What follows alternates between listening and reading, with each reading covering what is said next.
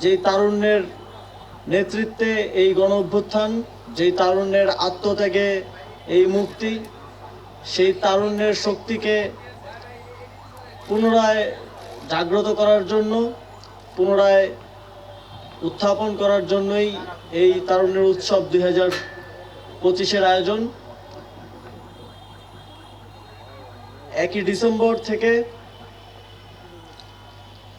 19 জানুয়ারি পর্যন্ত প্রায় 1.5 মাসের অধিক সময় ধরে সারা দেশে আয়োজিত হচ্ছে তারুণ্যের উৎসব। দেশের প্রতিটি জেলা উপজেলা, অধিকাংশ শিক্ষা প্রতিষ্ঠান,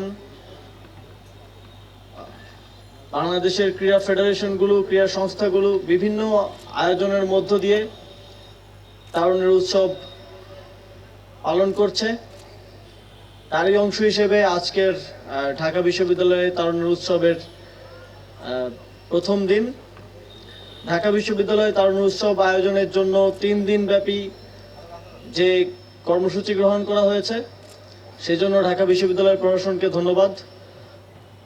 এবং এই বর্ণাঢ্য আয়োজনে আপনাদের অংশগ্রহণ কামনা করছি। জুলাই গণ অভ্যুত্থানে এদেশের তরুণ সমাজ জাতিকে, দেশকে একটি নতুন স্বপ্ন দেখানোর যে প্রেক্ষাপট তৈরি করেছে, সেটি সফল করার ক্ষেত্রেও তরুণ সমাজের গুরুত্বপূর্ণ ভূমিকা রাখার সুযোগ আছে। আগামীর বাংলাদেশ বিনির্মাণে, যে স্বপ্নের বাংলাদেশ আমরা বিনির্মাণ করতে চাই, সেই পথে তরুণ সমাজের একটি বড় ভূমিকা রাখার সুযোগ রয়েছে।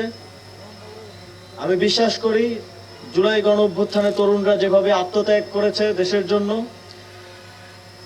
দেশ পুনর্গঠনেও একইভাবে তারা এগিয়ে আসবে, প্রত্যেকটি সেক্টরে নিজেদের যোগ্যতার প্রমাণ দেবে এবং এই আধুনিক বিশ্বের সাথে প্রতিযোগিতায় টিকে থাকার জন্য তারা তাদের সর্বোচ্চ চেষ্টাটা করবে। এই গণ অভ্যুত্থান জাতিকে একটি স্বপ্ন দেখিয়েছে, একটি নতুন বাংলাদেশ বিনির্মাণ করার।